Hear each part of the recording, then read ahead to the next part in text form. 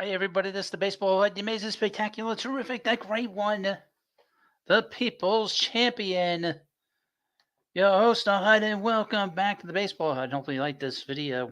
Yes, the Mets won tonight. Oh, my goodness. Boy, that was about as great of a game as you could watch. Nervous wreck here. Really, very nerve wracking game tonight. Mets won 2-1. Uh, you talk about playoff atmosphere. That's about as good as it gets. And this is hopefully just the start of this. We've been talking about this for the last month. That every game is a playoff game. This was a real playoff game tonight. I mean, we had the playoff games. Uh, you know, we've had nail biters, but nothing like this.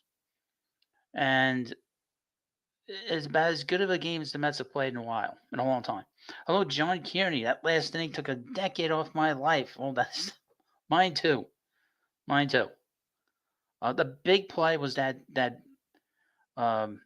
runner stole third base and that ball hit the bag. When Stout stole third base, and then that ball went straight up in the air. That saved the Mets right there. Boy, oh boy. But yeah, so just an overall view before we get into the details of the game. The Mets are now tied for the second wild card, but because they have the tiebreaker over the Diamondbacks, they actually have the number 2 spot. The Diamondbacks blew a huge game today. They were winning 8-0. 8-0 in Milwaukee, and they lost 10-9. That's about as bad of a loss. That's bad. That's the worst loss of any of these wild card contenders that we've seen all year. Just a terrible loss by the Diamondbacks. And right now, the Braves are 2 games behind the Mets and the Diamondbacks. But like I said, the Mets have the upper hand because they have the tiebreaker against the Diamondbacks. So that was huge. Now, please, of course, like the live stream. We're going to be doing live streams all week long. Doing all these post-game shows, which I don't normally do. But I'm going to do a lot of these this week, starting tomorrow. We'll do some stuff tomorrow. We're going to have a lot of videos here this week on this channel particularly. There's really nothing else going on. So we're going to focus in on everything that's going on with the Mets. You're going to have all kinds of videos. I didn't do anything for the morning because this is too important. Now, John Kearney says, exactly. If that pickoff attempt goes into the outfield, it's a different story tonight. It's a tie game. And we're going to have to deal with another walk-off situation or going extra innings. And Carlos Mendoza did a great job with his bullpen. He pulled all the right strings here. And he's been getting killed on this channel by so many people complaining about the way he's handled the bullpen. It was perfect tonight. He knew when to get McGill out of this game. McGill didn't have much. He had a very difficult first inning. I took notes in this game. I haven't been taking too many notes, but I'm going to do a lot of notes this week. I used to keep score a lot of times, but I didn't feel good about keeping score tonight. But I took some notes. In the first inning, Tyler McGill pitched and threw 28 pitches in the game in the first inning. 18 strikes, 10 balls. It was completely all over the place. Typical inning by him. And he really, really struggled in that first inning. Very much so. Extremely struggled in that first inning. And that inning must have went about 20 minutes. It was a long first inning. And in the second inning, he threw 11 pitches, which was probably his best inning of the game. The one thing that was noticeable in this game is the ball was not carrying at all. I was surprised that the ball got barely over the wall with Nimmo's home run in the sixth inning. But Kyle Schwarber hit a ball that looked like it was going out, and the wind knocked it down. Just that was one of the things I took note of because it was such a unbelievable ball that I'm shocked that it did not go out. Then the third inning, McGill threw 19 pitches, and then the fourth inning, he threw 22 pitches or something like that. Real struggle. Other than the second inning, a real struggle by Tyler McGill. It really was a big struggle. He didn't pitch great tonight. He gave them as much. It's funny. He only gave 1 run, but the overall look of it wasn't pretty. And what was nice to see is that Mendoza knew when to pull him, and he brought in his best relievers.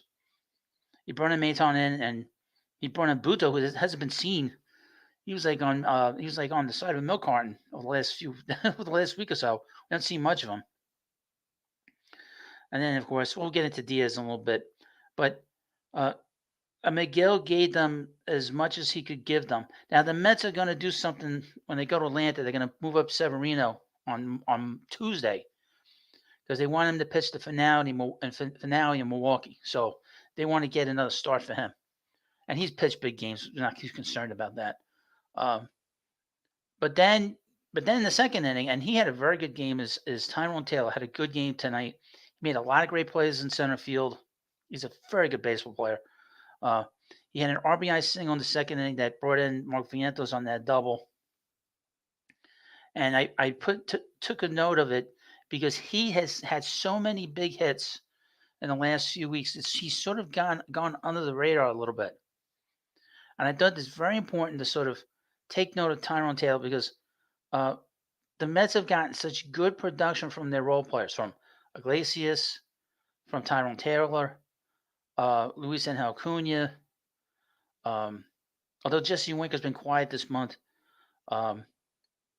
Harrison Bader a little bit, although he's been struggling offensively, getting great defense out of him. Marte, who's sort of becoming like a role player because not playing that much. He's had some good at bats. He didn't have a good night tonight with the bat, but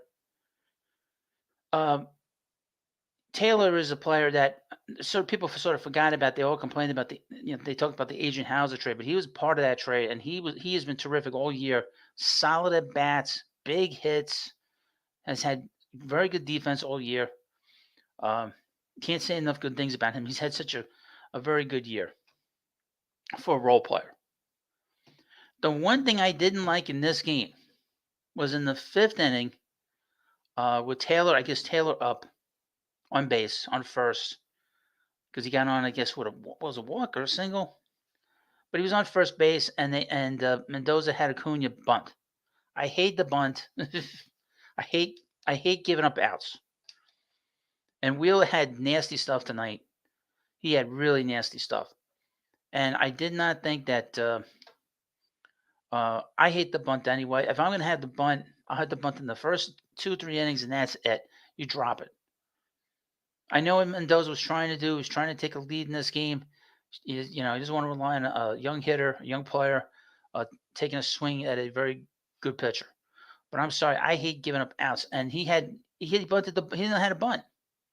He made contact with it, but it was more like he was just trying to make contact. He wasn't trying to move the runner over. And I just hated it. I hate the bunt.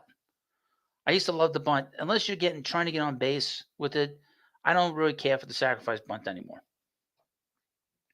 And that was just a terrible decision. It didn't cost him the game, obviously, but I just didn't like it. I don't like giving up outs, especially in the middle of the game, especially the last 3 innings. I don't like giving up outs, And the middle of the game I don't really care for it either. The beginning of the game, I can deal with it, but not in the middle of the game or at the end of the game. We'll give kudos to Pete Alonso, who may have played his last game at Citi Field, although the way they've been playing, boy, we might be seeing the Mets in another week or so, or maybe another 10 days. But Pete, aside from he's not had a great year, but he has had some big hits. I would mention this sort of got forgotten about, by a lot of people. Lindor had that big home run in Toronto. He had that big hit in Toronto where he tied the game up in the 9th inning. But Pete was the one that who put the Mets in front to stay. He's had some hits here and there, but Pete's defense over the last 2 weeks, especially on that play to the hole, has been excelente. I mean, really, about as good as it gets. That play he made in the 6th inning, that has been what he's been doing over the last 2 weeks. He made a play in Philadelphia when I was at the game on a ball hit by Schwarber to start the game, diving for it to his right. It's just a great play, and he's played really good defense. We had to sort of put that out. I mean, he's worked hard to play really good defense over the last 2-3 weeks. So his game overall has been very good. Hopefully he comes back. Hoping the Mets play some more games. the way they're playing, we're going to see them come back because I don't see them not coming back. Just due to the fact that over the last 101 games, the Mets are 65 and 46. 65 out of 46. Earlier I said it was 103 games, 103 wins the Mets would have. So the Mets have played so well. They've played so well. That's 104 wins over a 162 game season, which I don't think anybody thought they would play on that level. But if you think about where the Mets were 2 years ago, that's exactly the pace that they were playing at 2 years ago. And I said in a short earlier today saying that this is what happens when you get good management, you have a good front office, you have a good owner, you have a good on-field manager, and that's the kind of record you're going to have. 2 years ago, everything sort of fell apart in September. They didn't show up in October against the Braves. They didn't show up against the Padres, really. And it was just a mess. Just the finish was a mess.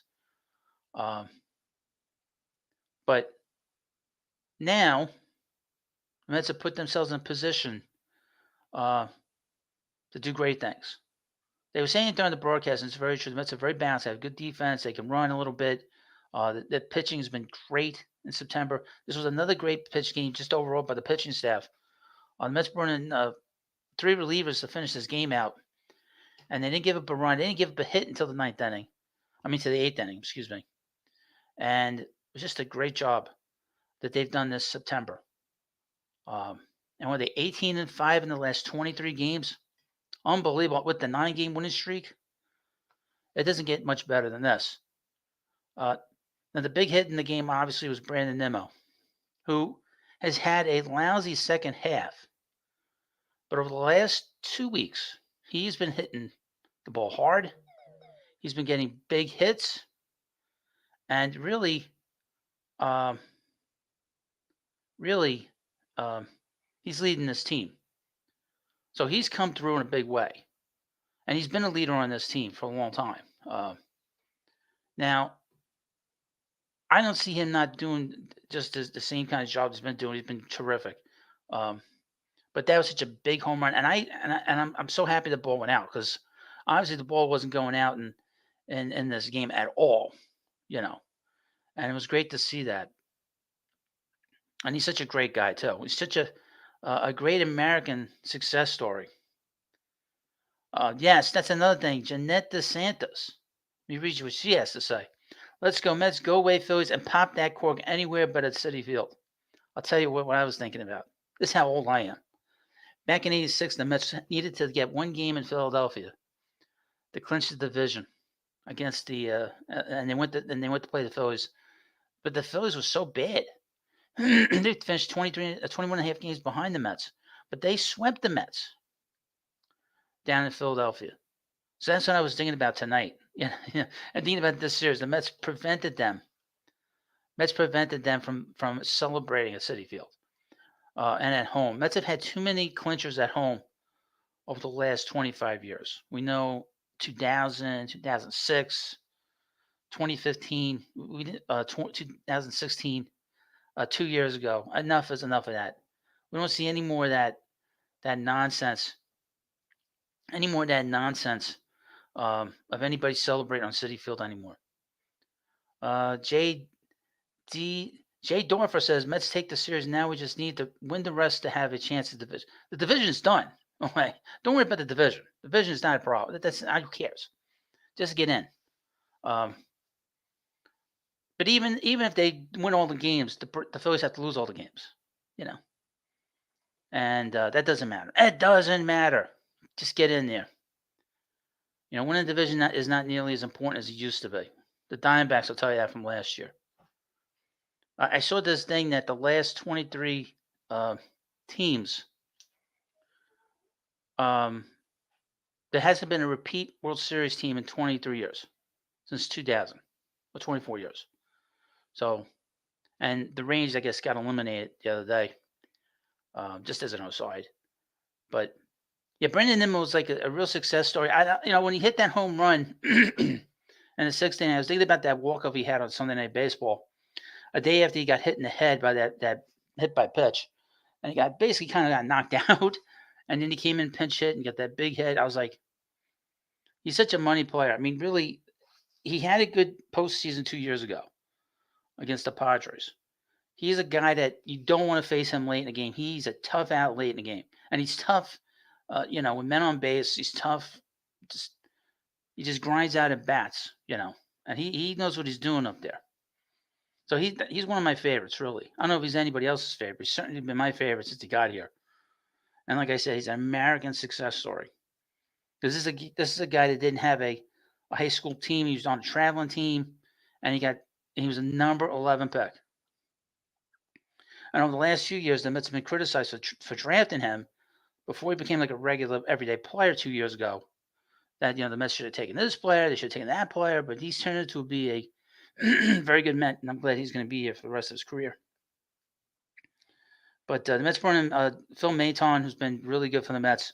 It's no surprise. That guy's a good pitcher with in that postseason run. Pitched 2 innings, no problem. Jose Buto came in, like I said, they brought him out of witness protection. Pitched an inning and got 2 strikeouts. Couple of things. I mentioned this about Zach Wheeler. He had nasty stuff tonight. I mean, his pitches, that sinker was biting. I mean, he shattered, Tyrone Taylor's bat late in this game. It was like, it happened so fast, and that bat shattered. You didn't know what happened during the play, But he had really nasty stuff tonight. How the Mets got 2 runs off of him, I'll never know. How Nimmo got that home run and got on top of that ball, I'll never know either. Because he had some nasty stuff tonight. And we've seen him for many years have nasty stuff and not win, or not pitch well and had nasty stuff. But he had nasty stuff. There was no reason for him to lose this game.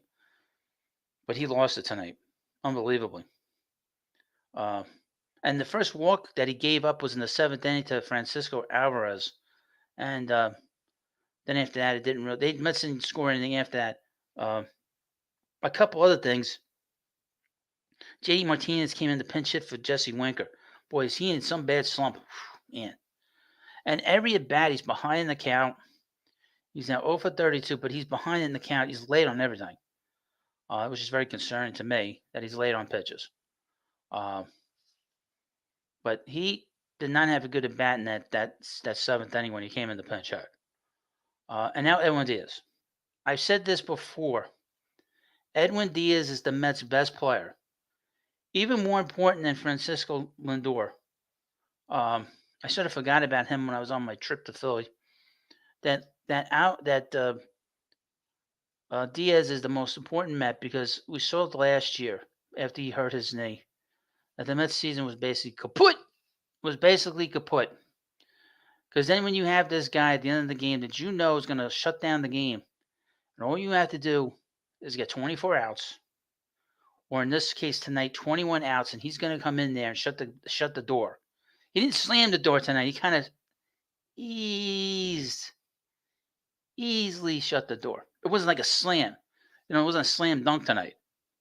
And we've seen him pitch like this in the past, where he sort of eased into shutting that door, and he had the door open up on him. That didn't happen tonight, and he was able to get that Cody Clemens to strike out in the 9th inning, which is great to see. I hate his fall, by the way. Hate that jerk off fall of his steroid using jerk off. But yeah, so the door got shut ever so slightly, and the Mets got the win tonight. The Braves won today. They beat the Marlins. The Marlins were able to tie the game up, and then they came right back. They came right back and won the game, unfortunately. And the Mets now have a 2-game lead.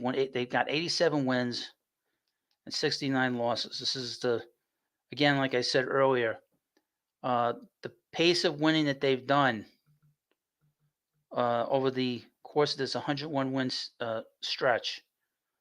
They would be on pace to win 104 games. Right now, they're on pace to win 90 games, which is probably what it's going to take to win the wild card. Last year, it only took, 84 wins from the Diamondbacks to get that last wild card spot. It's a little bit higher because, as you know, the Mets' standard for doing things is much higher than other teams for whatever reason. For whatever reason. So we'll see how this all works out. I'm very excited. It was a nervous wreck watching this game, by the way. It wasn't. I was getting very nervous in that ninth inning. Very nervous because Diaz was running on fumes. He was throwing very hard in the game. He threw 101 miles an hour in that ninth inning. But he was able to navigate that inning and navigate the last part of this game. So it's been a good night. This is a great night. We're now one step closer to the wild card. And like I said earlier, the Mets now have the second wild card just due to the fact that the Mets have the tiebreaker on the Diamondbacks. They both have the same record of 87 and 69, 18 games over 500. The Braves are 2 games behind both teams. Like I said, this is going to be like musical chairs, and the music is going to stop playing next week around 6 o'clock for all the teams. Because all the teams play at 3 o'clock, which is a great thing that Major League Baseball implemented about 10 years ago, where they all play at the same time to see what's going to happen with the finish of the wild card. Knock on wood, the Mets will be done by then. Not done, like not going home, but ready to figure out what to do with postseason. But I'm not going to put the cart before the horse. Mets have to worry about Tuesday. That is going to be one of the biggest games that the Braves have played in a long time. Because if the Mets take a 3-game lead with 5 games left to go, that is really putting the your foot on the throat. And we're going to see. Like I said, this is very nerve-wracking for us because we have no control over this. And what sucks is it's not at home. It's not a city field. But the Mets have done this very much the hard way since May. And this is not going to be an easy finish. And there is payback to be paid between Atlanta and the Brewers. The Brewers and Rice Hoskins, Moose Hoskins, Mud Hoskins. It doesn't matter what you call that jerk. Another Phillies asshole. We'll deal with him at the end of the week. And maybe have to deal with them at some point in the next few weeks. But most important thing now, like I said, is tomorrow. I mean, not tomorrow, Tuesday. I'm all right. Well, tomorrow I'm going to have live. We'll have videos here. We'll have plenty of shorts and primarily on this channel. I don't think much will be on the Prospect channel. There's nothing to really talk about the Prospect. The minor league season's over. Jeanette DeSanto says, I couldn't agree with you more about Roger or his son, Cody Clemens. So happy to see that he was Diaz's last out and it was a strikeout. What I've seen, Cody Clemens is not a good player at all. Well, no, he's a bench player. And you know what's weird about Roger Clemens? All his kids' names, they all start with the letter K. I got a letter for Roger Clemens and his kids and that weird wife of his. F them. That's my letter for them. Paul B says, Braves are the ones that are feeling pressure for a change. Let me tell you something. I follow a Braves media account on X, Justin Toscana, and he said that today was probably the biggest pressure game the Braves have played in a long time. That was a must-win for them. And they've had a lot of bad losses this past week. I mean, they lost the game against the Dodgers on a makeup day. They lost the first game in the series against the Reds, even though they won 2 out of 3 against the Reds. And by the way, about the Reds, they fired their manager, David Bell. My comic book buddy, Eric Green, is probably happy right now because he hates David Bell, which made no sense why they gave him a contract. But that's besides the point. They lost that game on Tuesday to the Reds, and that was a bad loss. And you think that was bad. They lost the game on Friday to the Marlins when they were up 3-0 in that game. They were up 3-0 in that game. Oh, no, excuse me. The Marlins were up 3-0 in that game. They jumped on them, and then they tied the game up, and then the Marlins won the game. And even though today's game was close, they didn't win. they won. It didn't matter because they screwed up that game on Friday. It's a lot of times when you get late into the season, you can't lose a game. Okay. And you can't lose a game against a bad team. You can't lose a game against the Reds. You can't lose a game against um, the Marlins. Now, it's funny with the Mets, with the Marlins history, the Mets would have lost 2 out of 3 of the Marlins. But the Braves, that Friday game was terrible. And they've had a lot of bad games like that, like I said, over the last 10 days. Mets really haven't had that. You know, I mean, Friday night's game was a disaster, but that wasn't a close game. Thursday was a close game. Yesterday, for the most part, was a close game, and obviously tonight was a nail biter. You know, um, Edwin Diaz has allowed 1 earned run in September. That is pretty damn good. Now, please, of course, like this live stream, and if you're coming in for the first time, subscribe. We have a lot of fun here. We're going to do a lot of different things here this week. I'll have a live stream tomorrow at some point, probably during the day, I think. So I'll be home tomorrow. And I'll live stream on Tuesday after the game against the Braves. Hopefully there's no rain problems down there, because the Mets always go down there. It's always raining. I'll have a live stream on Wednesday, a live stream on Thursday. I'll have hopefully a live stream Friday.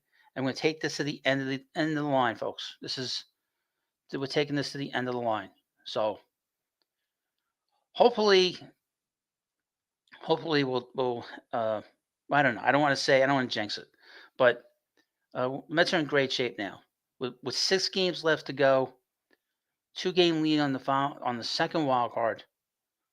And here's the thing: the Braves have to jump over 2 teams, not 1 team, 2 teams. Okay, because the Mets if the season would end today, the Braves are going home. The Mets will get the number 2 wild card, and the Diamondbacks will get the number 3 wild card. So the Braves are behind 2 teams, not 1 team, 2 teams. So just keep that in mind as we get closer to the end here, and the kind of pressure the Braves are going to be on. That game is going to be a very pressure-filled game for the Braves on Tuesday. And that might be the one pitching matchup that might not favor the Braves, because they're gonna put Schwallenbacher, Braunschweiger. I don't know. And then they have Chris Sale, and then they have Max Fried going the other 2 days. But this is a lot of fun. Before I forget, a couple of injury notes. Lindor is supposedly going to play on Tuesday in Atlanta. Mendoza said before the game he was available to pinch hit if he needed him. But I'm still very nervous about hearing that he had to get an injection in his spine. That makes me very nervous. Yeah, it's been announced that the Reds fired David Bell and the bench coach. But a week left. Maybe they told him they weren't bringing him back, and the person said, "Get me out of here." Kodai Senga is not going to. He's not going to pitch this year. The Mets tried to get him, warmed up on Saturday for Syracuse, but unfortunately, that's some play by the third base. that's some great play by third base in that 9th inning. Wow. If the Remuta got struck out, Alvarez drew that ball down the third baseline, got hit right in front of the base. Wow. That base is hard as a rock, by the way. But yeah, Kodai Senga is not going to pitch this year. I was very surprised they were pushing him so hard to get him back on the mound. And he had some issue with his tricep, so he's not going to pitch now. So that's unfortunate, But I thought that was a little unfair to push him to get him back. I didn't think that was realistic, and they didn't do that. Brett Beatty, we'll see what happens with him. He did play the last few games in Syracuse. The Mets season down there is over, or up there is over. Be interesting to see if they make any roster moves. I don't believe they will, unless maybe they decide to drop one of the pitchers and they want another bat in here. In the series against the Braves, the series against the Brewers, but in case they need somebody. But just keep that in mind. I would also mention Drew Gilbert. Drew Gilbert had great finish. And he's from Drew Gilbert had a big finish for Syracuse, and so did Jet Williams, by the way. So we'll see if the Mets send Jet. They're definitely gonna send Jet Williams to Arizona Fall League. I'll cover that. I guess through the Prospect Channel and Drew Gilbert. See what they do with him. Ron R says I read that one of the health conditions that require that shot that Lindor got in his back is the same one David Wright has. Scary thought. It is. It is. That's the one thing that's very concerning. It wasn't so much that he had a shot in his back, but they mentioned his spine. So that's my concern. Paul B says, now think of this. All season people complain about our stars not going deep. Now late in the season because the Mets limited innings early, the stars are going to go long. Well, I would mention that that month of April and May, the Mets were not going deep at all. It had nothing to do with the Mets not pushing them. They just weren't pitching well. Jose Quintana was a disaster. Tyler McGill was not going deep. And it was a struggle.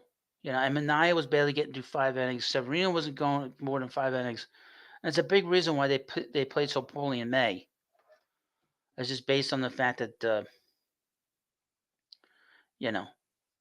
that they just weren't playing well. They just weren't pitching well. Now they're pitching well. Once you get to the summer months, and now it's really the September baseball. You're rejuvenated.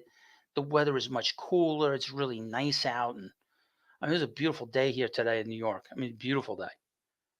Paul B says Wright had spinal stenosis. Lindor's a muscle strain. Yeah, but they said they put that facet injection into the spine. So it wasn't just, a muscle situation. It was more of a spine situation. But they didn't say anything like that. But we'll see. But hopefully he gets back on Tuesday. We'll see how he plays if he plays, Now, meanwhile, please, of course, like this video and subscribe and hit the like button. And if you're watching on replay, of course, leave comments in the comment section. Yeah, this is a big night for all of us. And I also would mention this as a funny thing is that the White Sox have tied the Mets, the 1962 Mets loss record. They've already lost 120 games with 6 games left to play there in Chicago on the South Side. So that terrible record of infamy will be going by the wayside this week. I'm talking about this week. And that's not going to get much better there in Chicago. How low can you go? How worse can you get? We're going to find out. But that was sort of another thing that happened today. They 34 and 120, 36 and 120. Terrible.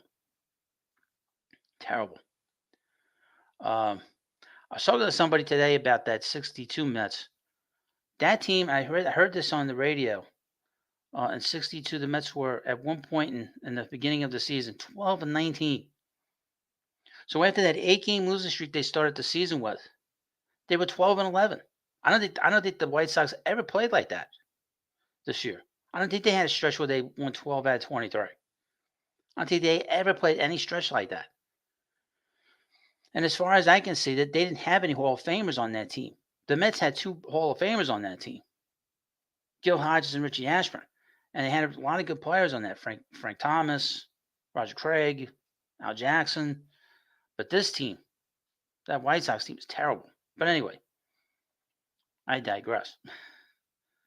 Yeah, it was a nice moment to see Pete, tip his cap to the fans there at the ballpark. And it's great to see the ballpark filled.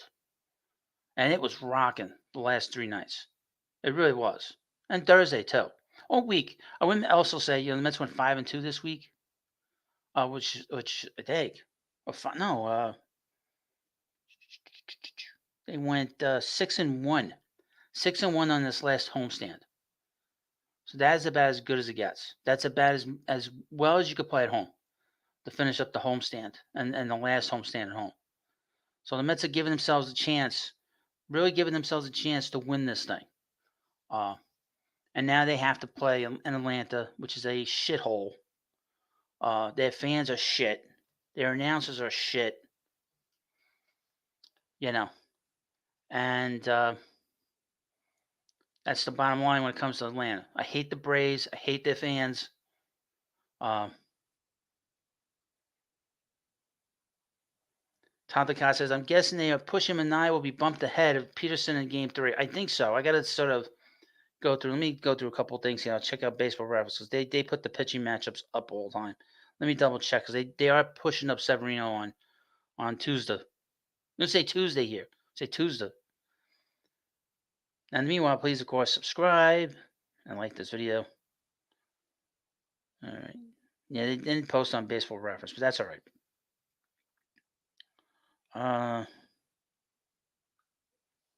Yeah, but Manaea's going to pitch in that series. Severino's going to pitch in that series. I don't know what they're doing with Quintana. Maybe Quintana pitches in that series. I don't know. Let's see.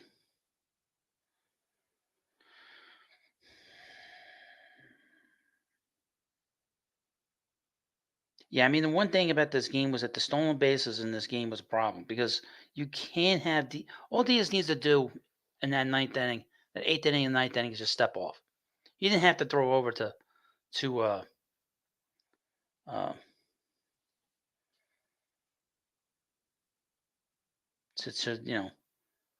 the runner close. John Kearney says Peterson could use a good bounce back performance. This isn't about bounce back performances, man. This is about winning. Okay, there's no issues with this idea of bounce backs. This is about winning. Who gives you the best chance to win the next game, the next day, the next game? And that's what it's about. They push Severino up there because they think Severino gives them the best chance to win on Tuesday and gives them the best chance to win on Sunday. I don't think they're going to. Hopefully, they don't need Severino that much for Sunday. Because if they clinch by then, you could skip him and have him pitch in San Diego. And by the way, they go play. I don't even know what the hell's going on here. I don't know who they play. If they play the first round. But anyway.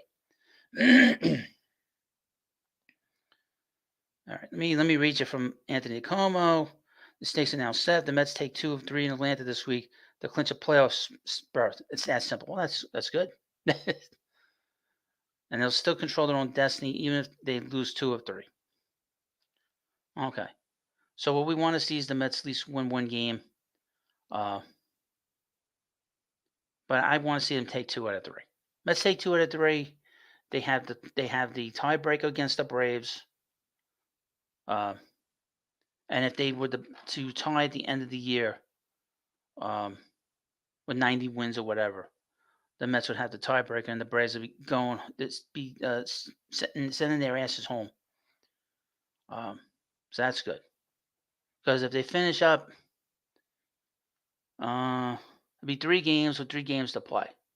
So if the Mets were to take 2 out of 3 in Atlanta, they'll have a 3-game lead on the wild card with 3 games to play, and all they'd have to do is win 1 game against or whatever, because then the magic number is 1. So the Mets have to win 2 out of 3. It's not going to be easy because the Mets have not played well in Atlanta and forever. Forever. I can remember back in the 80s they didn't play well in Atlanta. 88, 89, 87. They played terrible in Atlanta. It's a shit town, sports town, a shit ballpark. Even this new one. How do you have a ballpark in Georgia and not have a roof? How do you not have a roof down there?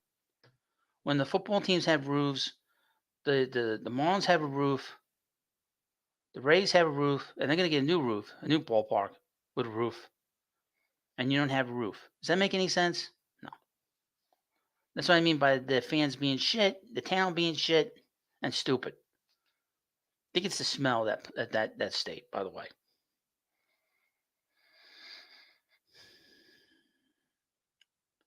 There's nothing like a playoff game. I went to the Mets clincher in 1988, and that place was going. Shea Stadium was going crazy that night. I lost my voice that night. I was a kid, and I'm sure people were screaming at in that ninth inning when Diaz got that strikeout. Just imagine how loud it was just at the ballpark. I've not been at the ballpark during a big moment. I think the closest I came to a big moment was the last game of the 2015 season. I went, and it was pretty loud, but it wasn't like they were clinching anything. You know what sucks about the Mets, again, is they haven't clinched anything at Citi Field. They haven't clinched anything. And they went to the World Series in 2015. They didn't clinch anything. They clinched everything on the road. If they go to a postseason, that first round, all the games are on the road. They have to get the divisional series to have some games at home.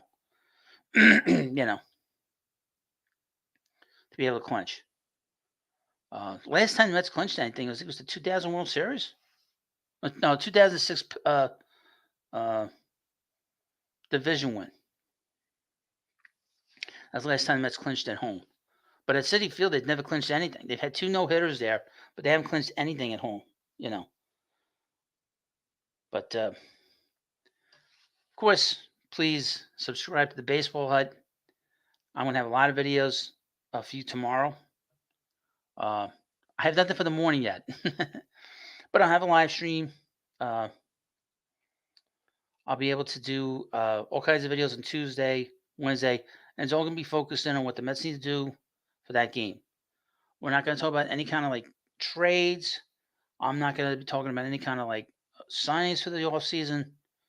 We're just going to talk about what the Mets need to do to win that day, and pretty much that's it. So we'll see how that goes. I'm going to try to primarily do as much stuff on this channel as I can. I'll do some other things in the Baseball Hut too. I've been doing some football videos. I got to do the video on the New York Giants. They won today against the Browns. But that'll be a lot of that'll be a separate thing. You don't have to worry about that. But you'll have plenty of videos here tomorrow. There's no game tomorrow. There's no game for the Mets or the Braves. So the teams have an off. I think everybody's off tomorrow. And then we crank up again the playoffs surge. And where the Mets go from where we are today and tonight. And where we are tonight is the Mets won 2-1 against the Phillies. The Mets do not have a tiebreak against the Phillies. They lost 6 out of 7 against them, or won 6 out of 7. I mean 6 out of 13. Excuse me. And because they played so poorly early in the season, they lost too many games. Sir, foul player of Brooklyn, great win, Mr. Well, thank you. I take all credit for it. I would mention so many people complained about this team. I got a little shaky in May, but I've been very positive about this group. Okay, so I thought it was so unfair the way they've been dumped on this year in particular, from WFAN attacking them, saying that like one of the hosts, Greg Giannotti, calling, I don't know who these schmucks are that they signed, to them complaining that this team has no vibe to it. No, they're just punting on this season. That's the big phrase, punting. They didn't punt, and they said they weren't going to punt, and I believe them. This isn't the Wilpons. You also got grifters like Frank Fleming saying that Carlos Mendoza was going to go down as one of the worst managers in the history of baseball. He was going to lose 110 games over the next 3 years, every year. That they weren't going to win anything for the next 40 years, 50 years. How does he know that? Because he's dope. And a grifter. And then to go back to what WFAN's been doing, like Salicata and the Coconut Head, Brandon Tierney attacking this team all winter long, attacking them in April. Well, not so much April because they were playing okay in April. Attacking them in May, attacking them in June, telling everybody that they should trade all these players in July.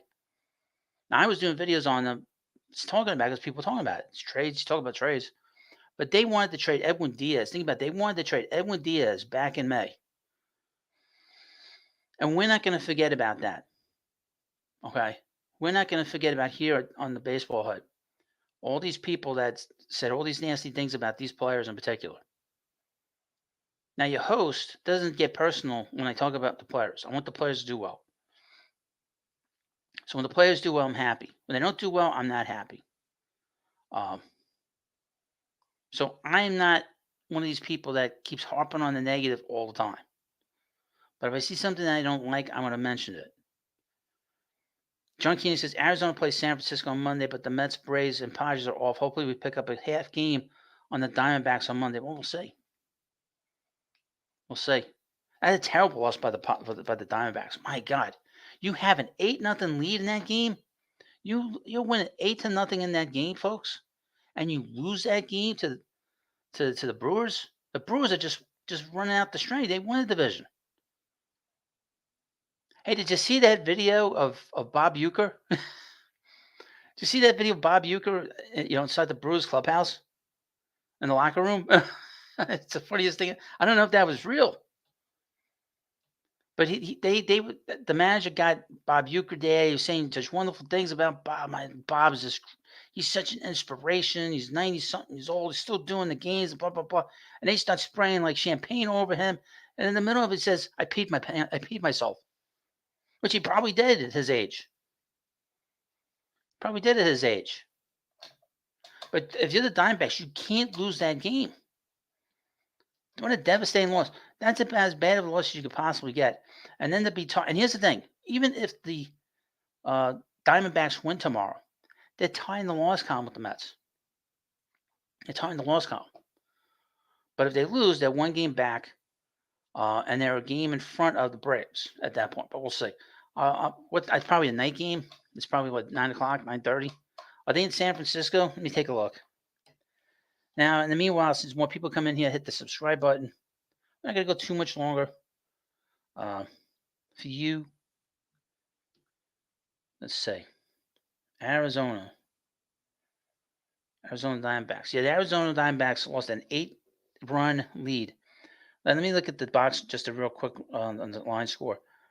They got a run in the first inning. This Arizona 7 runs in the third inning. Then Milwaukee got a run in the third, 2 runs in the fourth, a run in the sixth, 2 runs in the seventh. Then the Diamondbacks they scored a run. I guess to take a 9-6 lead against Milwaukee, and then they gave 4 runs to the Brewers. That's crazy. All right, let me go through this. Yeah, so they played the Giants in Arizona. Yeah, all the games are in Arizona. Thank you, John Kearney. Raul Almanzar. Let's get the postseason first. Let's get the people haven't. You know what I think it is? Too many people have not seen a World Series champion in such a long time here in Queens. And people are getting a little goofy. Yeah, so tomorrow's a 9:40 game against the Diamondbacks. The Giants are going to Arizona. They play 3 games. They're off on Thursday. Then they play the Padres. So that'll be interesting. Interesting. The Padres, I think, they'll probably clinch that wild card by then, because they got a 3-game lead on the Mets and the Diamondbacks. So they're probably going to clinch before that. Let me take a look at the Padres. In the meanwhile, let's see here. Let's take a look at their schedule. They play the Dodgers. This week in Los Angeles. They actually have a chance for the division. I think they're 2 games back of the Dodgers. So the Dodgers might get bumped down. Isn't that interesting? Considering, they got the video game player there and Shohei Ohtani. Yeah, so San Diego goes to Los Angeles on Tuesday, Wednesday, and Thursday, all 10-10 games. So that's very interesting. And then they play the Diamondbacks to finish up the season. So there's a good possibility that the Padres could win that division. The Padres could definitely win that division. So they could be going with that. They might not be running out the string here, especially against the Diamondbacks. They might want to push to win that division.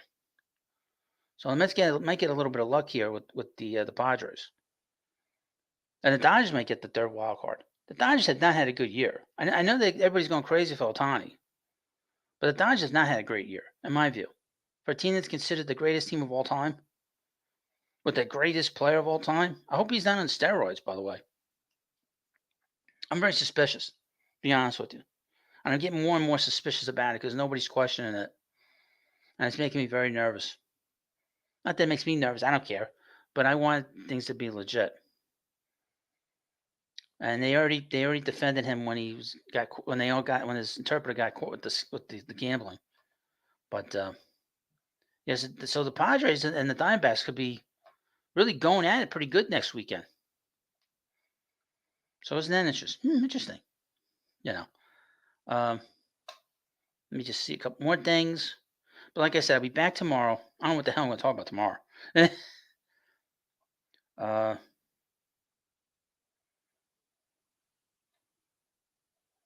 it's from Bob Knight. Yeah, that's the man is here with us with the Mets. Miami Marlins manager Skip Schumacher's on the Reds' radar for a potential replacement for David Bell, who was fired on Sunday night. My buddy Eric Breen said this: the Marlins gave Skip even less help than the Reds gave Bell, and their front office makes ours look stable. Well, uh,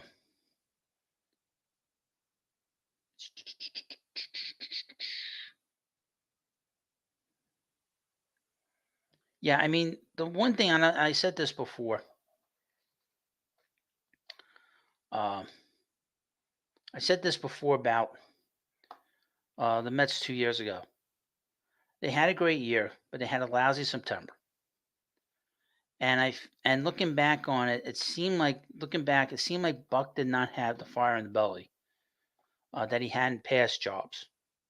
Just my own impression, looking back on it, that he didn't have the kind of fire that he used to have when he managed the Diamondbacks and the Yankees and the Rangers and the Orioles. And of course, they had an older pitching staff with Scherzer getting hurt late in the year, and DeGrom was coming back from an injury, and he didn't have a good September. That game that he lost in Oakland was just terrible. That still bothers. That's the one loss that really bothers me from the September, uh, early on in September, and it just seemed that Buck didn't have the fire. Plus, not for nothing, Epler wasn't a great general manager. He didn't do a good job with the Met pitching. He really struggled to find pitching help in here. That wasn't his strength. I think Kodai Senga, the pitching really did not hold up for the 2 years that he was the general manager. The pitching has gotten better as we've gone along with David Stearns here. And we have a manager here that really takes real care of detail and really sort of keeps things very easy going. But he has a lot of fire in his belly. We've seen it. He will flip out if he has to. So that's the one good thing. That's the thing we've seen now this year as compared to last year and the year before. You see this coming together. Great ownership, a great front office, and a great manager. And you see the team. I felt this for a while, the last 5-6 years, that this was a team that needed something. Because I thought they had a lot of talent on this group, and they just weren't fulfilling it. There was something wrong here. And his leadership. Holding players accountable, holding yourself accountable, and holding the organization accountable, and anybody in the organization uh, to note. So that was kind of, to me, was very important to go through. Let me go through a couple things here before I forget.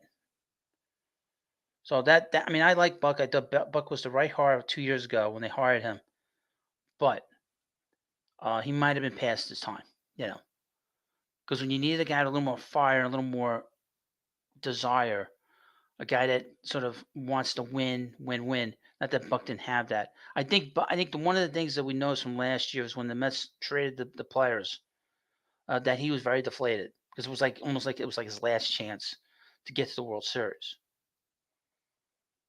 And well, anyway, that's kind of how I look at it. Now, like I said, tomorrow we'll have a live stream tomorrow during the day.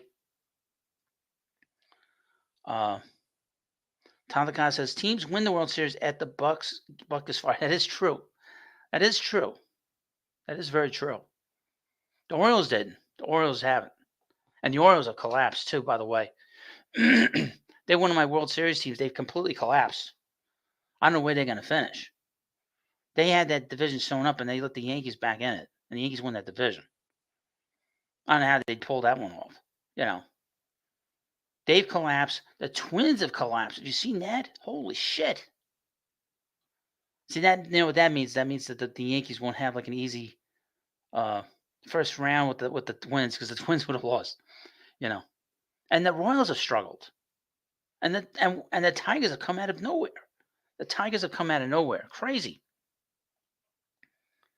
But that's what makes the wild card so great. The third wild card. But Coolio two, I'll get it right. Coolio top notch. Let's go Mets. Just joined, so I don't know if you addressed this hut, but do you think that was Pete's last regular season home game as a Met? No, I don't actually. I've been sort of going back and forth on this all season long. I don't think he wants to leave. Okay, I think a lot of it's going to depend on whether the Mets want to keep him. This team is changing. Okay, in terms of how they do things. Okay, I think we've seen it. Um, they're not going to like spend a lot of money on a first baseman that's going to be 30 years old at the end of the year. They're going to look at it very practically. They gave him a contract offer last year. That was very reasonable. He turned it down. That money is not going to be there. Okay. Maybe the years will be there, but the money's not going to be there, quite frankly. I want him back. I've said that many times. I want him back because he is an anchor in the middle of your lineup. And it is a bit of an insurance in case the Mets don't sign Juan Soto. Although I do think there is a pretty good alternative out there, a cheaper alternative that's going to probably be more demand than Christian Walker, because Christian Walker can do more than just hit home runs and drive in runs. He plays good defense. So he's he's a difference maker at times like Pete is. Pete can be a difference maker. And I think the reason, I don't know what the reason is why Pete's numbers are down the last year or so. I know it's because of injuries to that wrist or, oh my God, look at this play. Boy, the Marlins really blew this game down there. My goodness.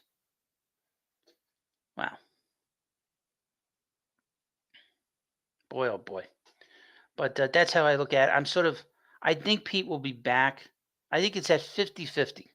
I thought it was less than 50-50, but I think it's at 50-50. So that's why I think I'll leave the live stream right now. Got to go to bed. Have plenty of stuff to do tomorrow. We're back talking about the Mets tomorrow. But so many people in the live stream tonight. If you haven't already, of course, please subscribe. If you're watching our replay, leave comments in the comment section. Again, this has been a great night. I'm very excited. I think you all are. Luis Bonilla Jr., awesome game. Rod, it was a good game. Yeah, I have very different perspective on a lot of stuff. Okay. I was probably the one person that said that Jacob deGrom was not going to come back. I think Pete wants to come back. Okay. But he wants the money that he wants. And he's going to play a little hardball at the Mets. But he didn't have a good year. But if they win a World Series or they go deep in the postseason, that he's going to stay. The Mets are going to want to keep him. And it is a bit of an insurance in case you don't get Juan Soto. Okay. Because the Mets are going to be in on him. That I guarantee you that one. The Mets are going to be in on Juan Soto. But that's from another month and a half from now. Not worried about that right now. Month and a half from now will be in November. But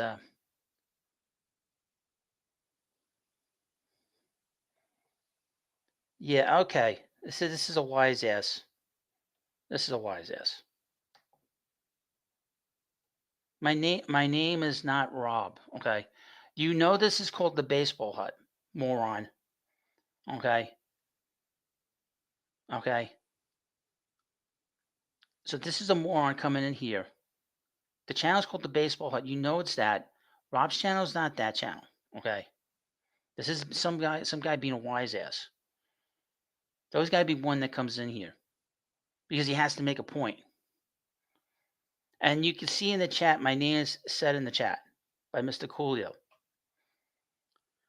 You know, Coolio Top Notch says this. I usually defer to your perspectives. I still stand by the time you called Trevor Bauer issues when everyone was in love with him. So you usually are correct. Well, thank you. And you did it months before everyone else came around. That's right. Don't doubt me. He was a fucking weirdo. And can you imagine if he had signed with the Mets? Uh, if he'd signed with the Mets, you know what people have been saying? Oh, the Mets are going to Mets. Just a typical Mets move. It's just a Mets luck. But that didn't happen. That didn't happen.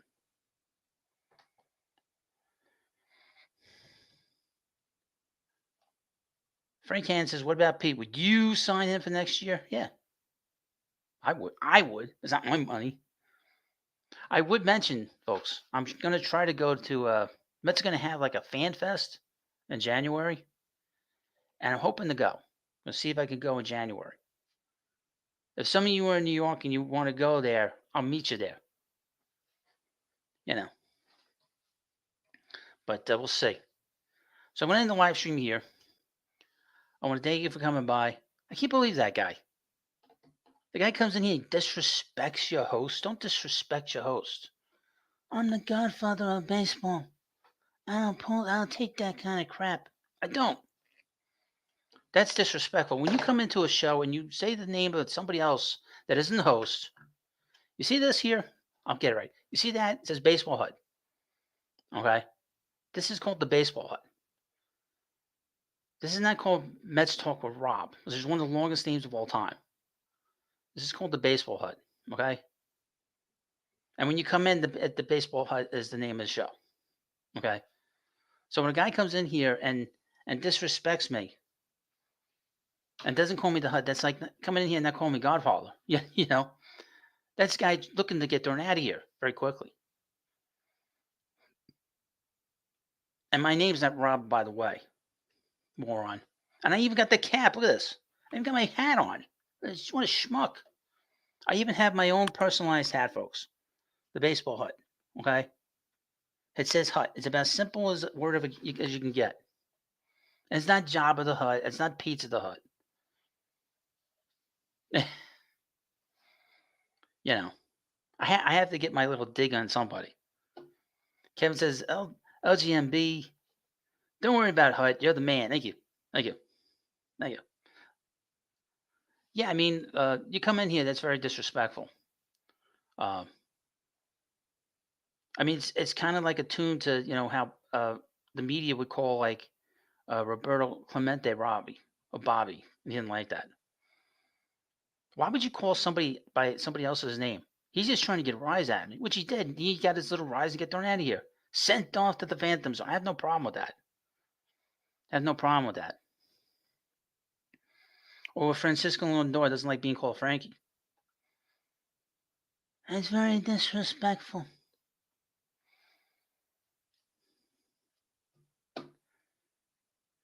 Frank Hansen says, Mr. Hutt, do you go to Met games? Well, I went to a game last week. I went to Philadelphia. I moved, so it's kind of hard now. Where I used to live was like 10 minutes away from Citi Field. But now I live very far away.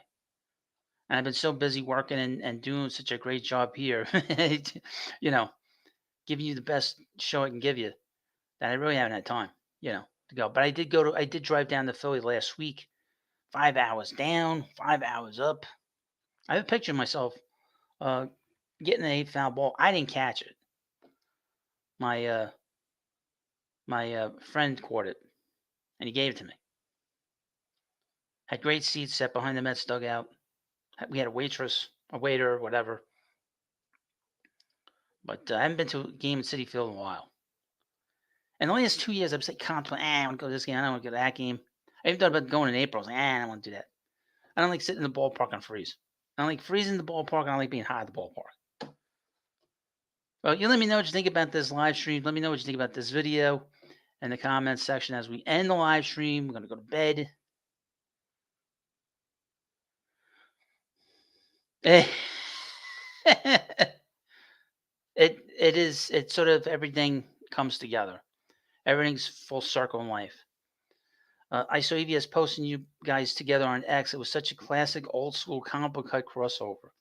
Well, I don't goof on him anymore. And I will say this. I feel kind of, I think people need to stop. No, John Candy says, did the fanatic know you were a Mets fan when you took the picture with him? No, he didn't. I had a Mets shirt. I had this Mets shirt on that I had at the ballpark. He didn't know that. Julio Top Notch says, I had to do a double take when I saw it. Great stuff. Me too. You know what? I'm having this sort of, I don't want to do a video on him. Um, I don't want to like do a video. I don't want to make it seem like I'm defending him because the books are late. Uh, his his latest book is late, but he has real problems at home now. Okay, and I may be friends with some of the YouTubers, talking about him on this platform. Uh, but I think that there comes a point you got to leave a person alone and just let him do his thing. Okay, he's got a real problem at home. Okay, he already had issues at home with his daughter. Okay, and now he's a big problem with his wife. And I really, uh, I even told him I felt sorry for him. I said I was sorry about what I heard. And I think there comes a point where the online nonsense has to stop. I'm glad I don't do videos on him like I did. Okay. But, and I'm not going to do a video on, I'll mention it here. Nobody's going to watch me here. Nobody cares what I say.